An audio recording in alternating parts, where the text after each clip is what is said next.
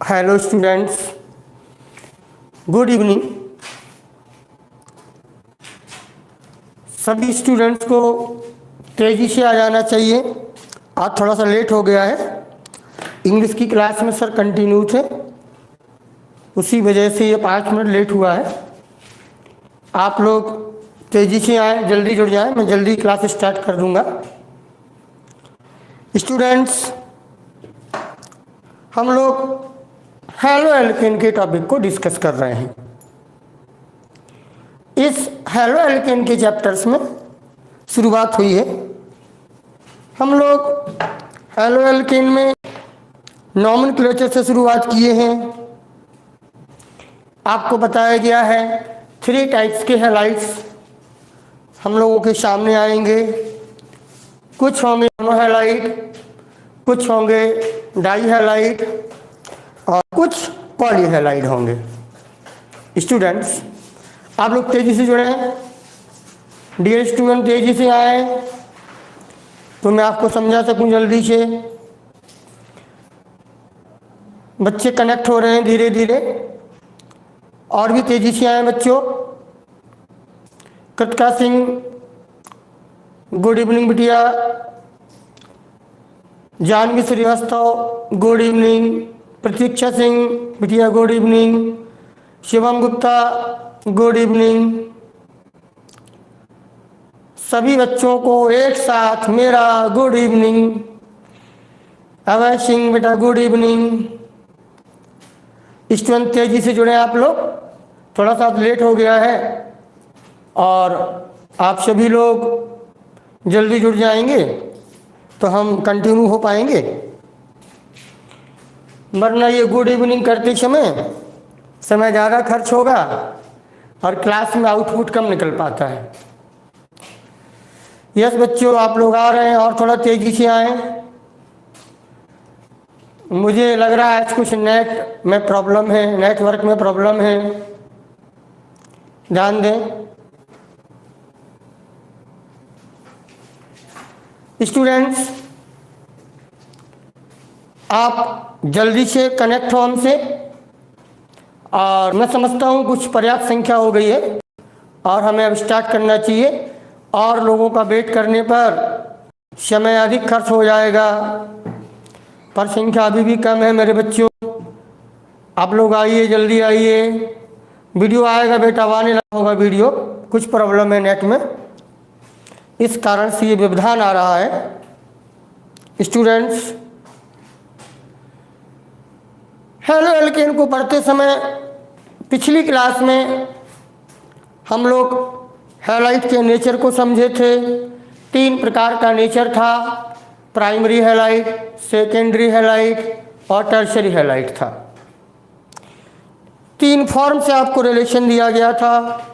एक फॉर्म था normal form, दूसरा फॉर्म था आइसोफॉर्म और तीसरा फॉर्म नियोफॉर्म से हम लोगों ने रिलेशन दिया था। हमने कल ये तीनों फॉर्म एल्केन से रिलेटेड समझे थे। आज ये रिलेशन हम लोग एल्काइल हैलाइड से भी देना चाहेंगे। तो आइए कि हम इसी से कंटिन्यू करें। आप लोग अभी भी धीरे धीरे आ रहे हैं बच्चों, ये गलत बात है। समय का ध्यान रखिए। लेट होने के बाद आप लोग भी लेट कर रहे हैं, गलत बात है बच्चों। सभी बच्चों तेजी से आना सीखो। Yes Harshita Srivastava, good evening बेटा। अजीत पार्षद, गुड इवनिंग।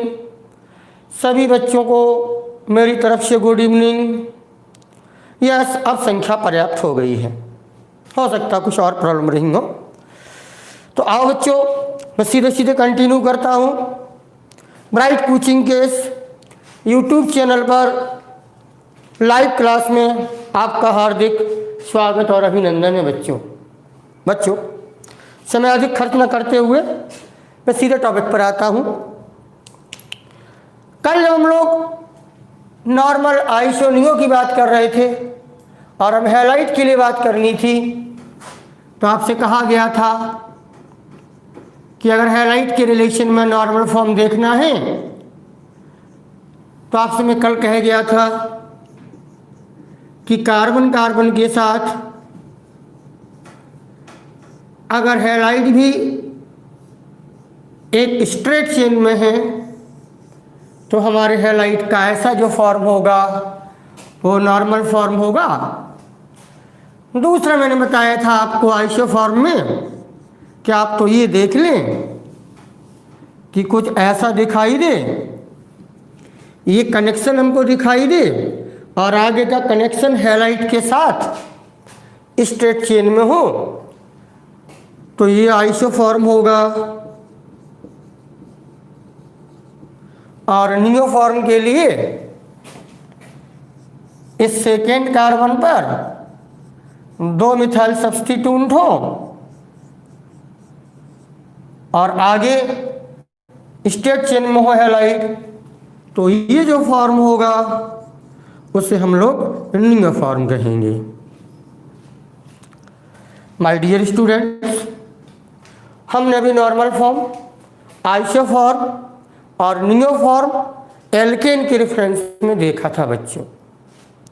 अब आइए थोड़ी सी बातें हैं उनको आप समझ लीजिए तो आपको अच्छा समझ में आ जाएगा। जैसे हम सब लोग जानते हैं कि जब हम एल्केन से एक H रिप्लेस कर देते हैं, जब हम एल्केन से एक हाइड्रोजन एटम को रिप्लेस कर देते हैं तो जो हमें प्राप्त होता है, जो कि सब्स्टिट्यूट होता है, वो सब्स्टिट्यूट एल्काइल कहा जाता है बच्चों। यानी अब हमें एल्केन के बाद एल्काइल सब्स्टिट्यूट को देखना है, इनमें भी हमें फॉर्म देखने हैं। तो बड़ा छोटा सा कॉन्सेप्ट है, आप एल्केन लेंगे और अगर उस एल्केन से एक H रिप्लेस कर देंगे, एल्केन से एक H हटा दिया जाए तो जो प्राप्त होगा, जो सब्स्टिट्यूट होगा, उसको हम एल्काइल सब्स्टिट्यूट कहेंगे। स्टूडेंट्स, आप ये बात पहले से जानते हैं कि एल्केन से एक H हटाने पर जो हमें मिलता है वो एल्काइल सब्स्टिट्यूट होता है। तो स्टूडेंट्स, अब हम इन एल्काइल सब्स्टिट्यूट को तेजी से देखते हैं और नॉर्मल आइसोनियो के बारे में भी पढ़ते हैं, फिर हैलाइड से रिलेशन देते हुए फिर ढेर सारे कंपाउंड आपके सामने रखते हैं। हमारी मदद से, हम आपकी मदद से फिर ये सीख पाएंगे। तो स्टूडेंट्स देखें, एल्केन से एक H हटाने पर क्या मिलता है हमको? एल्काइल। अब आप ध्यान दें, अगर हमें एल्काइल सब्स्टिट्यूट में फॉर्म देखने हैं तो आप देखें, देखिए जैसे मीथेन से मिथाइल बनेगा, ईथेन से इथाइल बनेगा। और हम प्रोपेन पर होंगे तो प्रोपेन से जब हाइड्रोजन को एक रिप्लेस करेंगे तो ये हाइड्रोजन रिप्लेस होने में हमारे सामने 3 चांस होंगे देखने पर। यहाँ से हटा सकते हैं, यहाँ से हटा सकते हैं, यहाँ से हटा सकते हैं, ये और ये वाला तो सेम होगा। तो जब 2 चांस होंगे, सपोज कर हम यहाँ से हटाएं CH3 CH2 CH2, ये आया एक प्रोपाइल।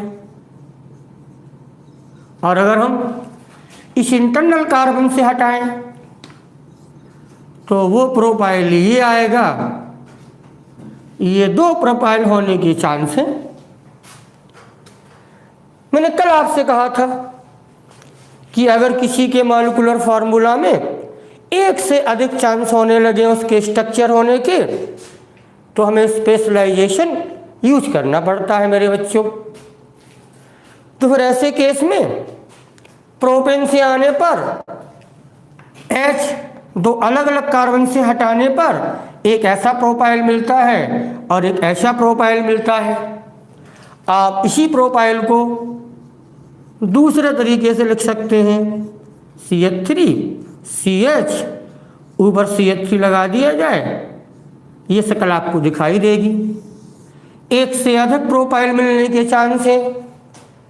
इस संदर्भ में हमें जब स्पेशलाइजेशन यूज करना होगा तो मुझे फॉर्म पर बात करनी होगी। वो आप जानते हैं, इस प्रोपाइल में इस बॉन्ड ने H निकलने के बाद जिसने इसको प्रोफाइल बनाया है वो कार्बन के साथ स्ट्रेट चेन में है। बच्चों मेरी बात समझ पा रहे हैं आप? इस H के निकलने के बाद ये जो बचा है बॉन्ड वो प्रोपाइल बना रहा है प्रोपेन को। H यहां से गायब हुआ, ये माइनस का सिंबल है, अर्थात ये बॉन्ड कार्बन के साथ स्ट्रेट चेन में है। लिहाजा अब इस प्रोपाइल को आज के बाद हम नॉर्मल प्रोपाइल कहना पसंद कहेंगे। और इस प्रोपाइल में अगर हम देखें तो कार्बन को लेके चले तो बॉन्ड में स्ट्रेट चेन नहीं है, बॉन्ड लेके चले तो इस कार्बन में स्ट्रेट चेन नहीं है, यानी ये आइसो की शक्ल है। तो फिर हमें इसको आइसो प्रोपाइल कहना होगा। कहने का बच्चों आशा एकदम क्लियर है कि जब हम नॉर्मल आइसोनियो फॉर्म पढ़ते थे तो एल्केन के संदर्भ में तो नॉर्मल एल्केन की शुरुआत कम से कम 4 कार्बन से हुई थी, आइसो एल्केन की शुरुआत कम से कम 4 कार्बन से हुई थी। लेकिन एल्काइल के संदर्भ में बच्चों लोगों ये शुरुआत यानी एल्काइल सब्स्टिट्यूट को नॉर्मल होने के लिए कम से कम 3 कार्बन होने चाहिए, प्रोपाइल से इसकी शुरुआत हो जाएगी। ऐसा प्रोपाइल होगा तो नॉर्मल प्रोपाइल बोलेंगे, ऐसा प्रोपाइल होगा तो हम लोग आइसो प्रोपाइल बोलेंगे। अगर प्रश्न ये आए कि किसी एल्केन को नॉर्मल कंडीशन में होना हो, कल आपने इसका जवाब दिया था, तो कम से कम कितने कार्बन होने चाहिए, तो एल्केन के संदर्भ में बच्चों ये जवाब 4 कार्बन से होता है। लेकिन एल्काइल के संदर्भ में नॉर्मल एल्काइल होने के लिए या आइसो एल्काइल होने के लिए ये जवाब 3 कार्बन से स्टार्ट हो जाता है। मेरे बच्चों क्या इस बात को समझ पा रहे हैं? तो कमेंट करें, फिर मैं तेजी से आगे बढ़ता हूं।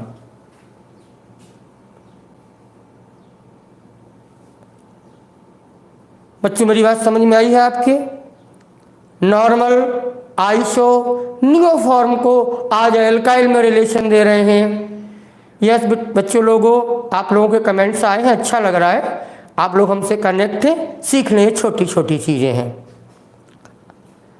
आइए आप चाहें तो नोट भी करते चलें।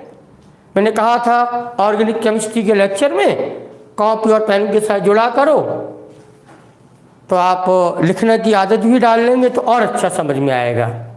जैसे देखें, अगर हम लोग और देखें आपके सामने और चले, हम ब्यूटाइल को लेके आ रहे हैं जिनमें फॉर्म का रिलेशन हम दे सकें। तो देखें, सपोज करें ये हमने एल्केन में अब ये लिया है एल्केन, आप तो पहले से जानते हैं, अच्छा नाम देना जानते हैं अब तो, कि ये नॉर्मल ब्यूटेन है। अगर आप नॉर्मल ब्यूटेन से टर्मिनल कार्बनों से हाइड्रोजन को रिप्लेस करें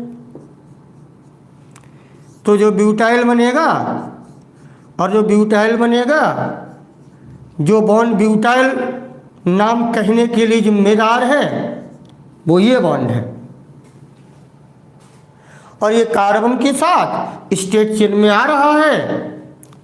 लिहाजा इस ब्यूटेन से बने हुए ब्यूटाइल को अब हम लोग नॉर्मल ब्यूटाइल कहेंगे, जो कि कोई कंपाउंड नहीं है, ये सब्स्टिट्यूट है। इनके आगे हैलाइट को हम जोड़ेंगे तो उस हैलाइट में नॉर्मल आइसोनियो फॉर्म आने के चांस रहेंगे। ऐसे ब्यूटेन से, नॉर्मल ब्यूटेन से हटाया गया है एक H। जब वो बॉन्ड यहाँ बना, जिसने एल्काइल बनाया उसको, अगर वो स्टेट चेन में है तो हमारा ऐसा ब्यूटाइल नॉर्मल ब्यूटाइल कहा जाएगा। स्टूडेंट्स आगे देखें। अब हम ये बात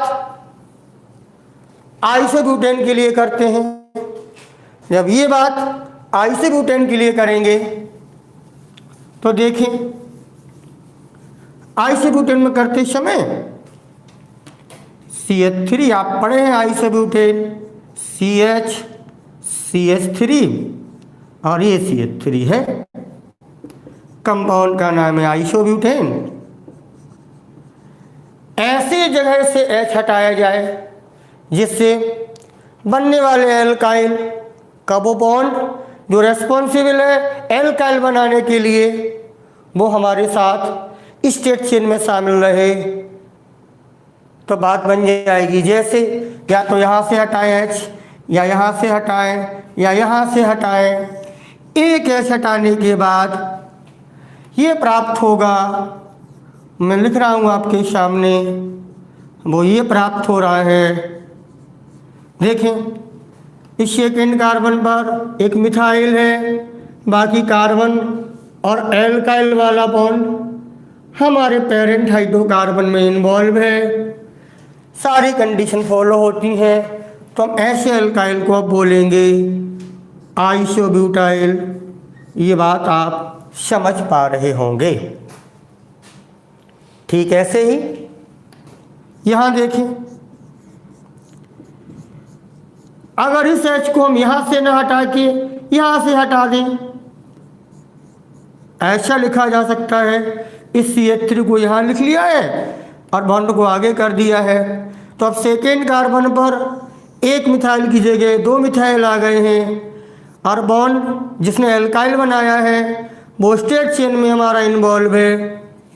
तो आप समझते हैं, ये जो कंडीशन यहाँ से H हटने के बाद प्राप्त होगी उसको हम लोग नियो ब्यूटाइल कह सकेंगे। स्टूडेंट्स आप ये तीनों ब्यूटाइल समझ पाए हैं। एक ब्यूटाइल मैंने बोला है नॉर्मल ब्यूटाइल, दूसरा मैंने बोला है आइसोब्यूटाइल, आपके सामने है, तीसरा मैंने बोला है न्यू ब्यूटाइल, वो भी आपके सामने है। इन नॉर्मल, आइसो और नियो फॉर्म को हमें समझना होगा एल्काइल के संदर्भ में। आप लोग बच्चों मेरी बात को समझ पाए हैं? यस बेटा, नियो ब्यूटाइल बोला है आकाश, वेरी गुड। आप समझ रहे हैं, हमसे जुड़े हैं, सीख रहे हैं, मुझे अच्छा लग रहा है। वेरी गुड बच्चों। बच्चों अभी हमारी पुरानी संख्या नहीं आ पाई है आप लोगों के बीच में, स्टूडेंट्स की, जो भी कारण हो आप कमेंट करके मुझे बता सकते हैं। अगर इस शैली में कुछ सुधार चाहते हो तो वो भी कमेंट कर दें, या कोई और चीज़ स्टार्ट करना चाहते हो तो वो भी आप सुझाव दे दें। मैं आपकी हर सुझाव को मानूंगा, पर थोड़ी सी संख्या आप बढ़ाए रहें। संख्या बढ़ती और कम होती रहती है। पूरी क्लास में आप रेगुलर बैठेंगे बच्चों, अच्छा समझ में आएगा। Normal butyl, isobutyl, neo butyl, ये देखे गए हैं। स्टूडेंट्स अब आप आगे देखें और आ जाएं एल्काइल हैलाइड के नोमेनक्लेचर के लिए। अब मैं शुरुआत करता हूँ। ये चीज़ें समझी गई थी, कार्बन का नेचर समझा गया था, नॉर्मल आइसो नियो फॉर्म भी समझा गया है। तो स्टूडेंट्स अब नाम देने की बारी आती है। जहाँ जहाँ से नाम दे पाएंगे आप दे लेंगे। कुछ सिंपल कंपाउंड है, पहला मेंबर्स हम देखे हैं लाइट में, मत ज़्यादा दिमाग लगाएं, सरल है। जनरल नेम में आप बोलते थे एल्काइल हैलाइड, तो जब उस टून में बोलेंगे तो एल्काइल के नाम पर मिथाइल है, हैलाइड के नाम पर क्लोराइड है। आप लोग जानते हैं नाम होगा मिथाइल क्लोराइड। ठीक, पहले जनरल नेम की बात कर लें बच्चों। जब नाम मिथाइल क्लोराइड होगा कंपाउंड का, अब इस मिथाइल क्लोराइड में जनरल नेम में किसी अलग से स्पेशलाइजेशन देने की जरूरत है ही नहीं,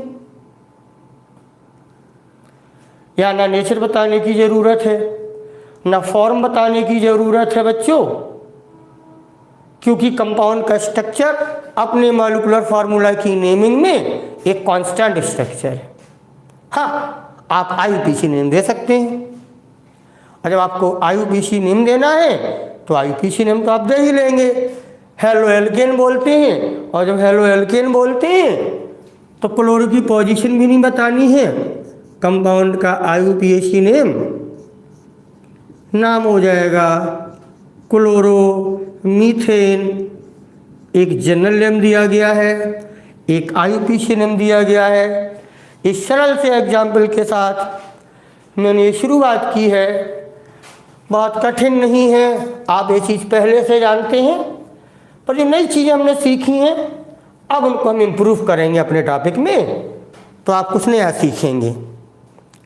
देखें स्टूडेंट्स, आइए हम जनरल नेम और आईयूपीसी नेम देने की कोशिश करेंगे। आइए CH3CH2Cl है मेरे बच्चों, आप लोग जनरल नेम दे लो और आईयूपीसी नेम दे लें, यह भी सरल कंपाउंड है।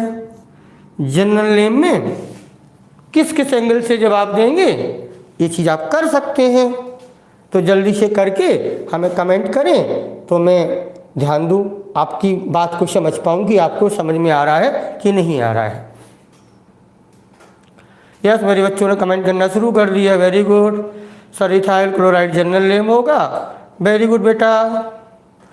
और आईयूपीसी नेम बच्चों ने बताया है कि सर क्लोरोइथेन होगा, बहुत अच्छे बच्चों। क्लोरो की पोजीशन बताने की जरूरत नहीं है, करेक्ट। अब आए आप, ये सब सरल सी चीजें हैं। अब हम लोग 3 कार्बन में आते हैं। 3 कार्बन में आने पर जो हैलाइड होगा उसको देखते हैं। देखिए,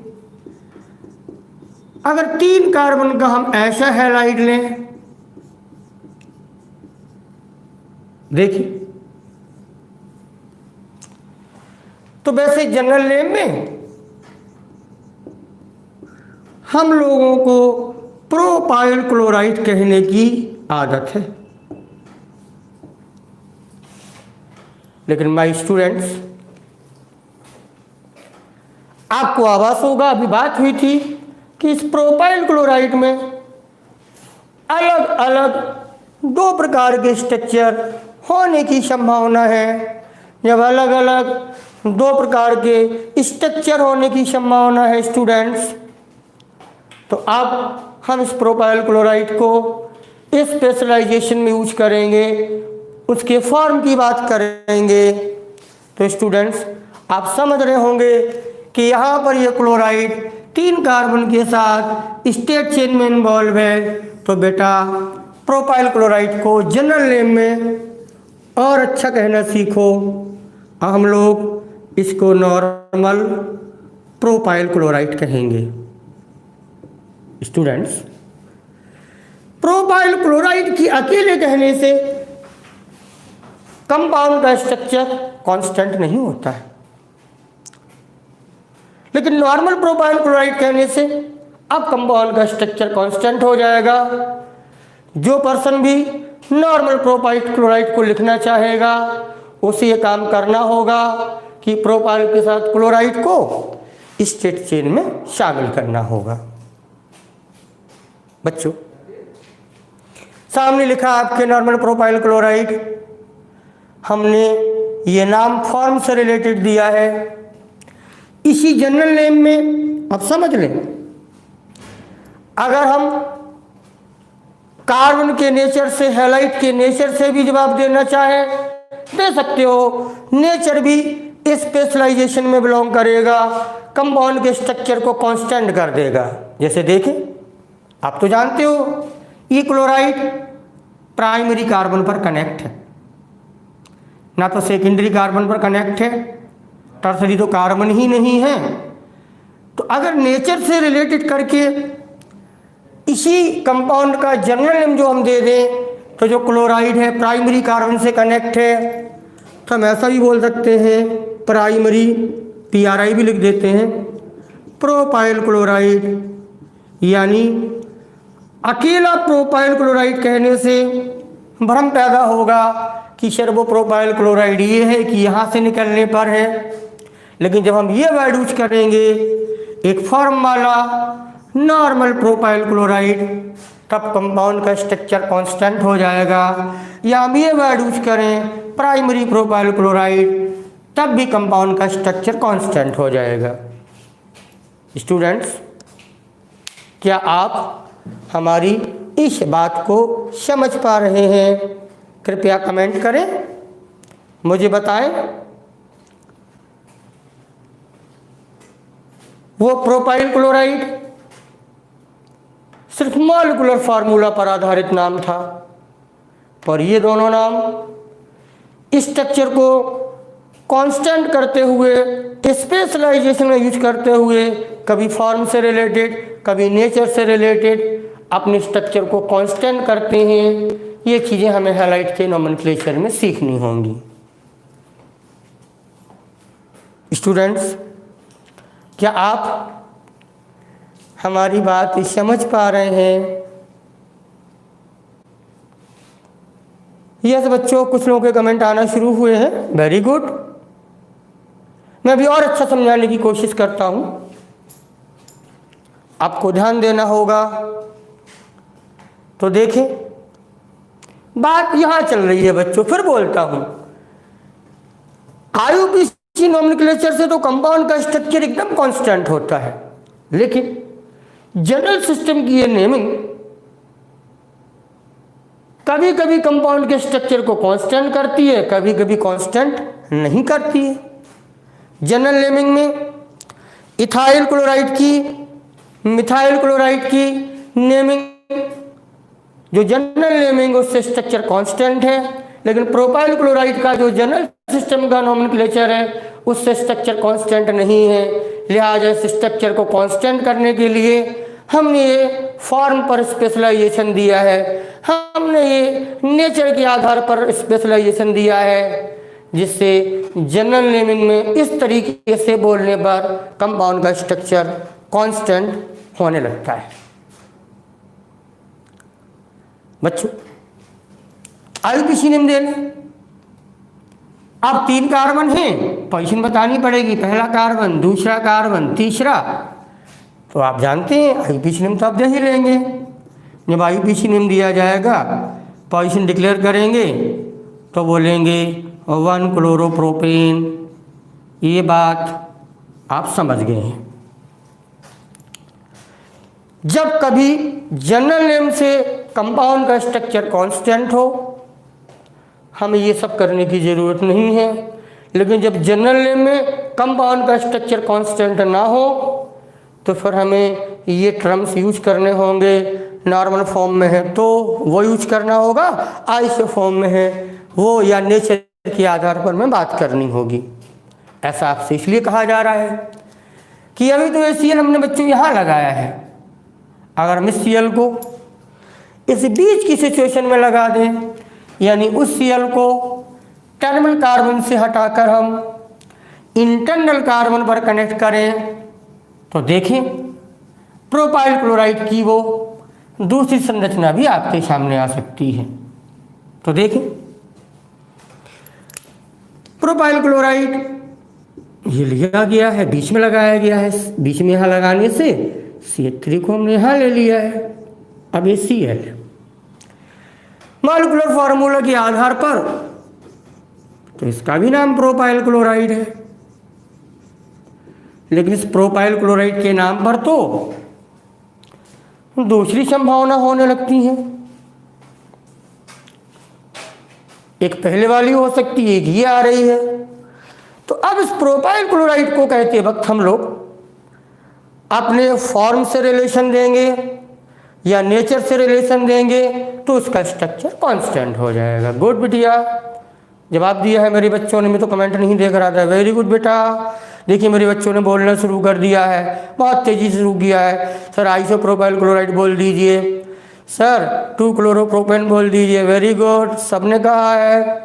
आपने इतने बताए हैं, आइसो बताया है और आपने आईपीसी बताया। मैं एक चीज़ और बताता हूँ, इस क्लोराइड का नेचर सेकेंडरी नेचर है। देखें ये सेकेंडरी कार्बन है। तो आप लोगों ने जो आइसो से रिलेशन दिया है बहुत अच्छी बात है। हम इस क्लोराइड को नेचर के आधार पर बोले तो बोला है अजीत पाश्चात्य ने कि सर बिल्कुल इस क्लोराइड में सेकेंडरी नेचर है, सेकेंडरी कार्बन से कनेक्ट है, तो हम इसको ये भी बोल सकते हैं सेकेंडरी प्रोपाइल क्लोराइड। और ध्यान ये देना है कि अगर एग्जाम में आए कि सेकेंडरी प्रोपाइल क्लोराइड का आईयूपीएसी नाम दीजिए, तो बच्चों ये समझ लें सेकेंडरी प्रोपाइल क्लोराइड का आईयूपीएसी नाम देने से कंपाउंड में स्ट्रक्चर एक ही बनता है, दूसरे स्ट्रक्चर की कोई संभावना नहीं है। अर्थात सेकेंडरी प्रोपाइल क्लोराइड का स्ट्रक्चर कांस्टेंट होने से आईयूपीएसी नेम जब दिया जाएगा तो वो कंपाउंड के स्ट्रक्चर को सही तरीके से, कौन से स्ट्रक्चर को निरूपित कर देगा जो आपने दिया है। वो कंपाउंड है 2 क्लोरोप्रोपेन जो आप आईयूपीएसी नाम दिए हैं। यस बच्चों लोगों, सेकेंडरी प्रोपाइल क्लोराइड आपने नाम दिया है। स्टूडेंट्स, हम जनरल नेम दे रहे हैं, हम आईयूपीएसी नेम दे रहे हैं। जनरल नेम में जब स्ट्रक्चर कांस्टेंट होता है तब वो बात हम करने लगते हैं। अब आइए आप अगले एग्जाम्पल को देखिए, फिर कुछ अच्छे प्रश्न को मैं आपको विस्तृत रूप में देता हूँ, एक्सप्लेन करता हूँ, तो मैं जो कहना चाहता हूँ वो समझ पाएंगे आप।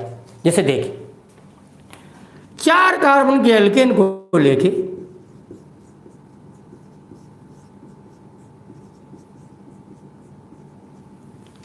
इस 4 कार्बन को एल्केन को लेके जिसका मॉलिक्यूलर फार्मूला होता है C4H10, जिसको आप ब्यूटेन बोलते हो।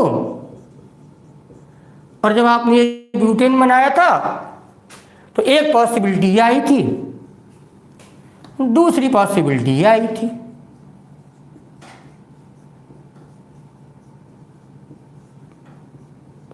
तो आप इस चारों कार्बन स्टेट चेन में थे तो आपने बोला था नॉर्मल ब्यूटेन।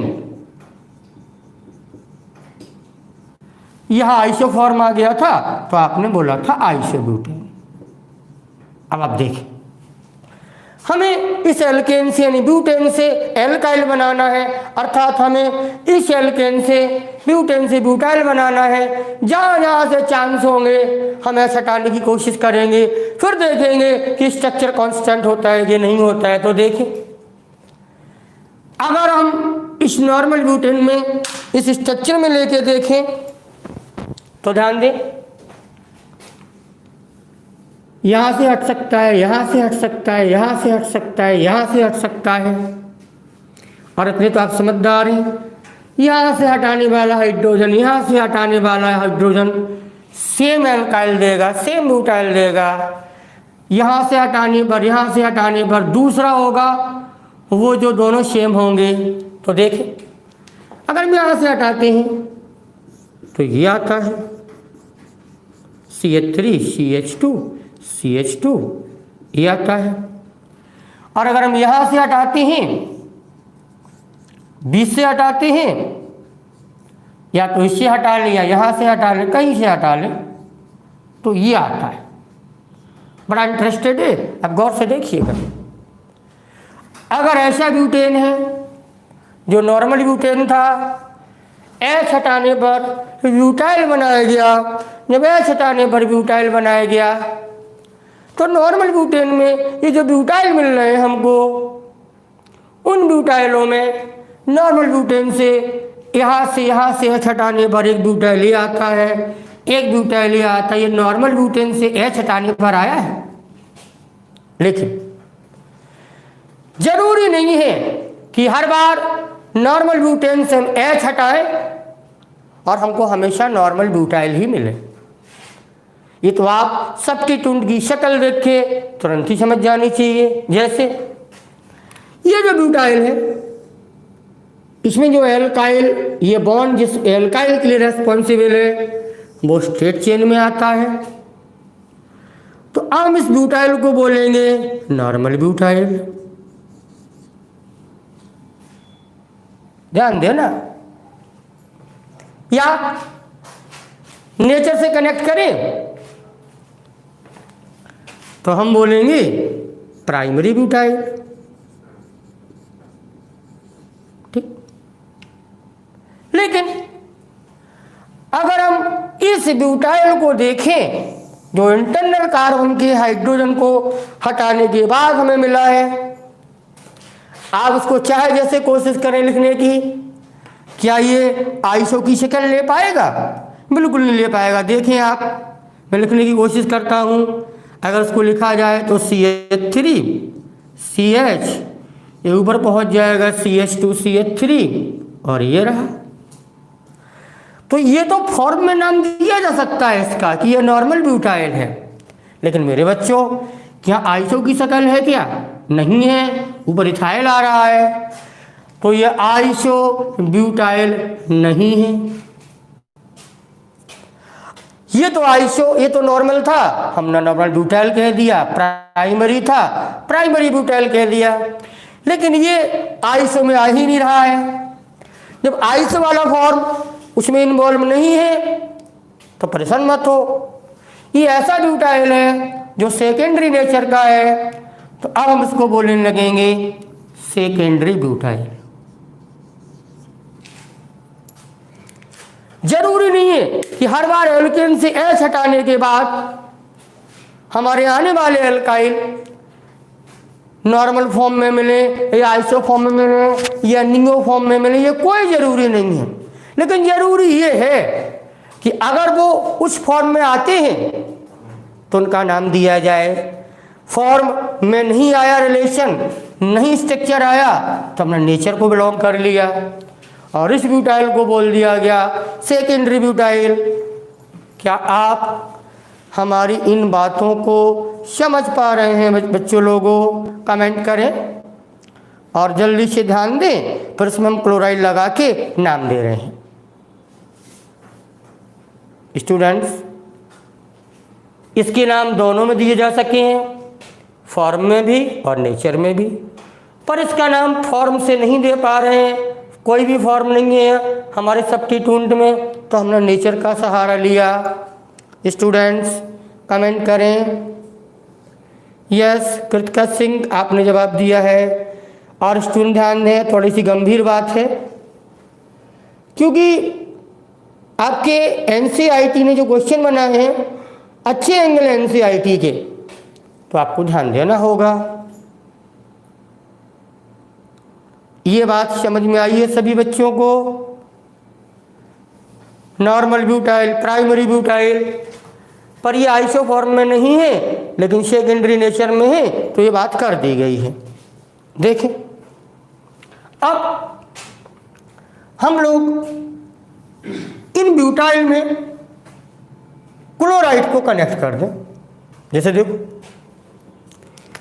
अगर इस ब्यूटाइल में हमने Cl लगाया इधर और इस ब्यूटाइल में Cl इधर लगाया, आप समझ गए होंगे। ये तो नॉर्मल ब्यूटाइल है, प्राइमरी भी है, Cl लगाया गया है, तो आप बोल देंगे इसका नाम कि सर ये नॉर्मल ब्यूटाइल क्लोराइड है। सर ये प्राइमरी नेचर का क्लोराइड है, सो प्राइमरी ब्यूटाइल क्लोराइड भी कह देंगे आप। ये दो नेम तो जनरल सिस्टम में आ गए हैं। IUPAC में नाम आप दे ही लेते हैं, IUPAC नाम देंगे तो बोल लेंगे 1 क्लोरोब्यूटेन। लेकिन यह Cl लगाने पर ये सेकेंडरी ब्यूटाइल में तो कहा जा सका, लेकिन इसको हम फॉर्म में नहीं कह सके। अर्थात जब यहाँ नाम देंगे तो फॉर्म से बात नहीं करेंगे, हमारे किसी फॉर्म में वो है ही नहीं उसकी शक्ल, तो इसका नाम देते वक्त हम ये बोल जाएंगे अब सेकेंडरी ब्यूटाइल क्लोराइड। और जब ये बोलेंगे तो स्ट्रक्चर कांस्टेंट हो जाएगा। इस Cl को चाहे आप यहाँ लगाएं चाहे यहाँ लगाएं, उससे उसका IUPAC नेम, ब्यूटाइल क्लोराइड का IUPAC नेम दो। तो बच्चों में ध्यान देना होगा, सेकेंडरी ब्यूटाइल क्लोराइड का स्ट्रक्चर बनाना होगा, फिर IUPAC की रूल को फॉलो करना होगा, तब हम समझ पाएंगे। क्या बच्चों आप हमारी इस बात को समझ पाए हैं? प्लीज़ जवाब दिए जाएं, कमेंट किए जाएं, ताकि हम भी समझ सकें कि हमारे बच्चे समझ पा रहे हैं। यस, कुछ लोगों ने जवाब देना शुरू किए हैं और आपने जवाब दिए हैं। ये बात पर हम जोर इसलिए दे रहे हैं बच्चों बार बार। देखें, अच्छा आप, हम एक अगला प्रश्न आपके सामने रखेंगे और उस प्रश्न में अगर आप हमारी इन बताई बातों का ध्यान नहीं दे रहे हैं तो फिर आप कंपाउंड की IUPAC नोमेनक्लेचर करने में गलती कर जाएंगे। इसलिए मैं जानता हूँ कि कहाँ आपको ध्यान दिलाना है। कहने का अर्थ, नॉर्मल ब्यूटाइल क्लोराइड कह देने से कंपाउंड का स्ट्रक्चर कांस्टेंट होगा, IUPAC नेम एक ही संभव है। जब स्ट्रक्चर दिया जाए और IUPAC नेम देना हो, कहीं कोई परेशानी नहीं होती है बच्चों। लेकिन जब जनरल सिस्टम में नोमेनक्लेचर दिया जाए और अगर जनरल नेम में नाम दिया गया है फिर उससे IUPAC नेम पूछा गया है, तो ध्यान देना, अगर उस जनरल नेम में एक से अधिक स्ट्रक्चर बनते हैं तो आपको वो सारे नेम IUPAC में देने होंगे। मैं इसी बात को सिखाना चाहता हूं आपको। प्राइमरी ब्यूटाइल क्लोराइड कहने पर स्ट्रक्चर कांस्टेंट है, यहाँ लगाएं या यहाँ लगाएं, IUPAC नेम कांस्टेंट है। तो अगर प्राइमरी प्रोपाइल ब्यूटाइल क्लोराइड का नाम पूछा जाता है, IUPAC नेम एक ही आंसर आएगा, 1 क्लोरोब्यूटेन। सेकेंडरी ब्यूटाइल क्लोराइड कह के स्ट्रक्चर ना बनाया जाए, कह के पूछा जाए, नाम एक ही आएगा, कंपाउंड का स्ट्रक्चर कांस्टेंट है, वो है 2 क्लोरोब्यूटेन। हमें कुछ ऐसे सीखना होगा, जैसे मैं प्रश्न करता हूं और आप जवाब दीजिए। तो आज का लेक्चर जो मैं सिखाना चाह रहा था, इन 2-3 प्रश्नों से आप क्लियर कर सकेंगी। जैसे आइए, अगर हम आपसे पूछें, सिंपल सा प्रश्न है कि आपको, अच्छा प्रश्न है, आपके कॉन्सेप्ट को क्लियर करने वाला है, पर आप जब करने की कोशिश करेंगे तभी इसको जवाब दे पाएंगे। जैसे प्रश्नकर्ता आपसे ऐसे प्रश्न पूछे कि टर्सरी पेंटाइल क्लोराइड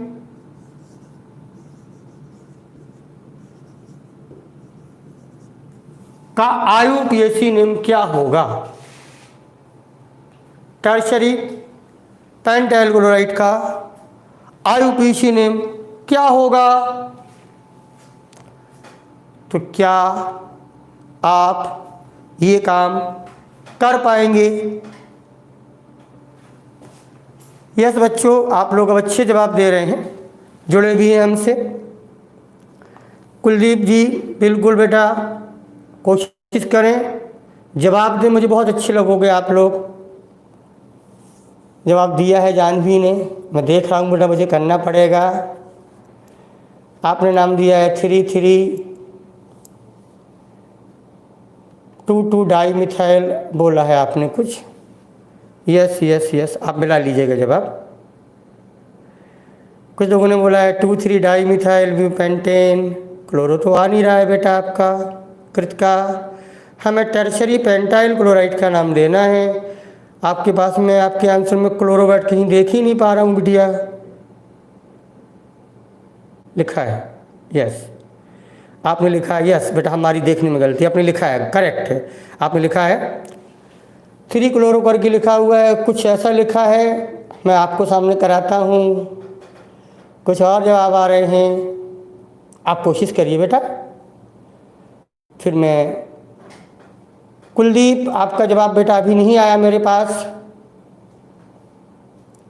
हमें टर्शरी पेंटाइल क्लोराइड का IUPAC नेम देना है। तो आइए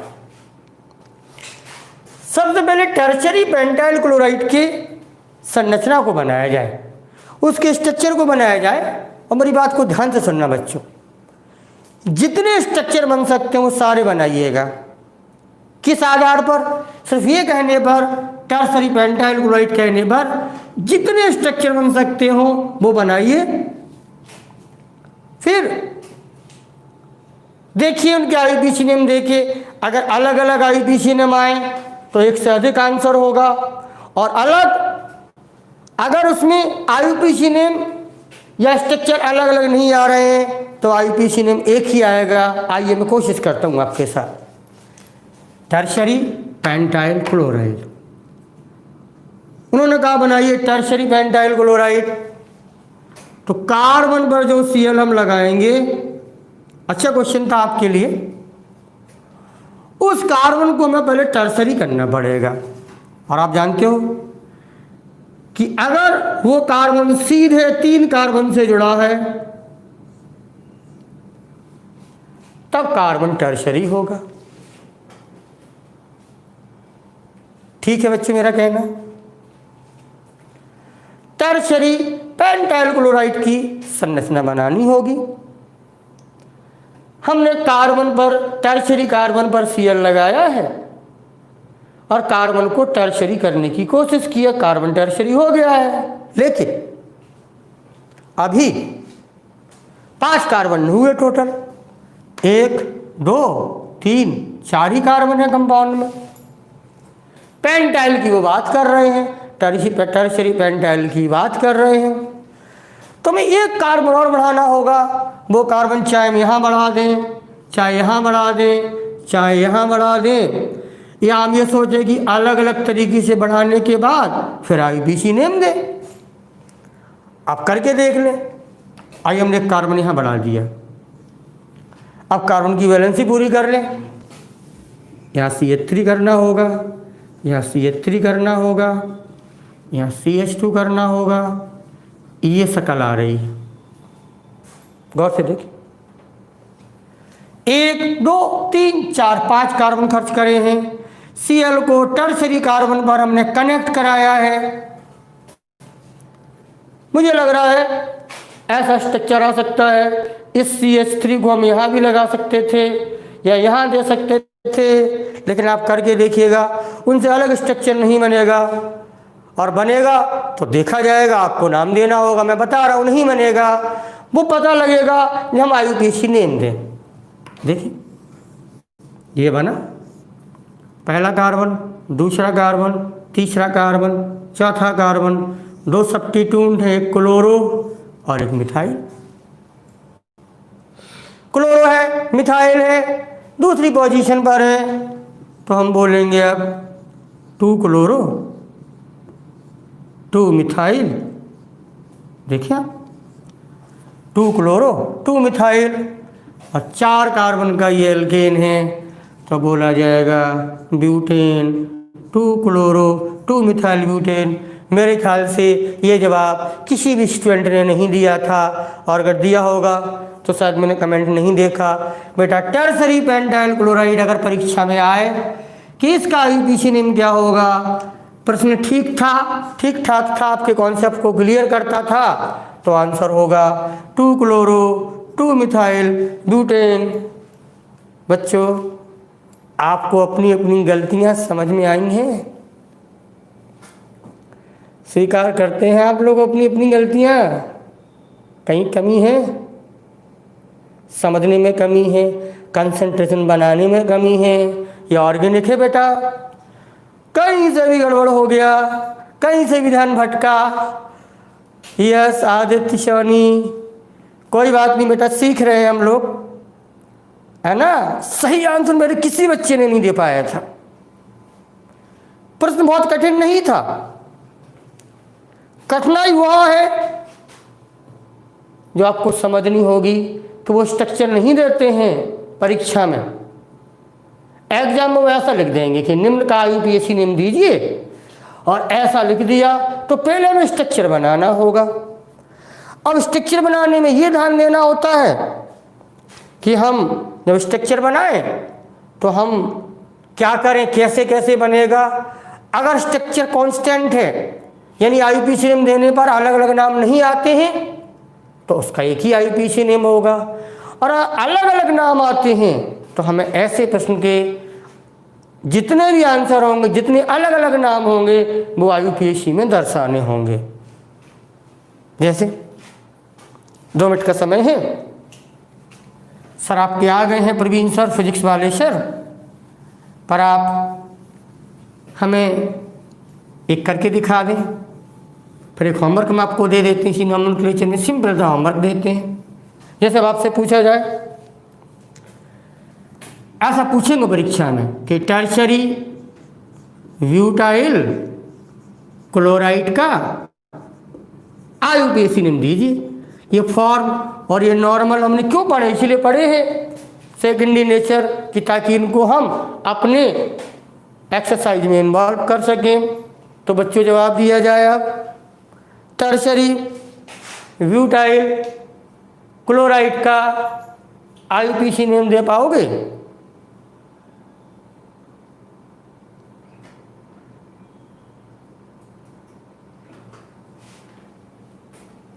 करें बच्चों कोशिश। टर्शरी ब्यूटाइल क्लोराइड का IUPAC नेम क्या होगा? यस, जानवी ने जवाब दिया है बिटिया, बिल्कुल सही जवाब है बिटिया, वेरी गुड। अतुल सिंह ने भी जवाब दिया, बहुत अच्छा बच्चों। यस, अजीत पाशा तुमने भी जवाब दिया है। आदित्य सोनी, थोड़ा सा बेटा और सुधार करो, कुछ गलती कर गए हो आदित्य जी,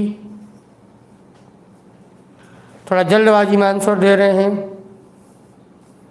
कृतिका सिंह का जवाब नहीं आया, मैं वेट कर रहा हूं बिटिया।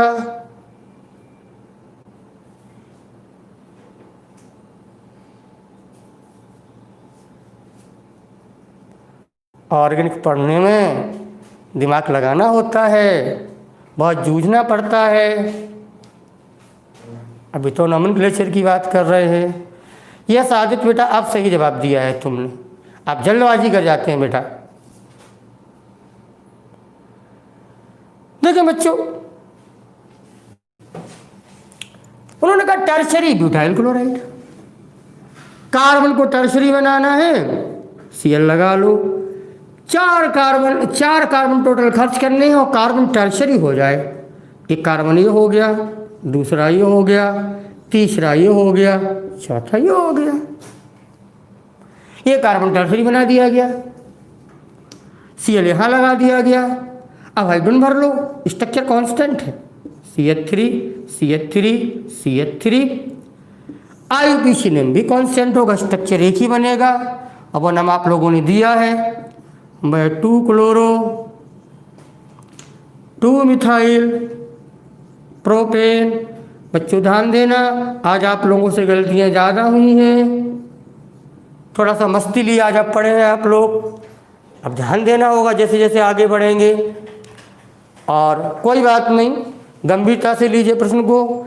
जैसे एक होमवर्क देने जा रहा हूँ मैं, उस होमवर्क को आप करके आइएगा कल, और जब कल करके आएंगे होमवर्क को तो ध्यान दें बच्चों लोगों। जैसे सिंपल सा प्रश्न है, मैं कल जब आऊँगा तो यहीं से आपको होमवर्क चेक करके आपके सामने रखूँगा। वो होमवर्क ये दे रहा हूँ मैं कि हमारी अगर परीक्षा में ऐसा आ जाए कि सेकेंडरी पेंटाइल क्लोराइड का IUPAC नाम क्या होगा या क्या होंगे, ये प्रश्न आपको दे रहा हूँ, होमवर्क में लिखो कि सेकेंडरी पेंटाइल क्लोराइड का IUPAC नेम क्या होगा। बस बच्चों धन्यवाद, सर आ गए हैं, सर का समय मैंने ले लिया है थोड़ा सा, और आप लोग जल्दी से बैठे रहें। सर मेरे सामने ही हैं, आपको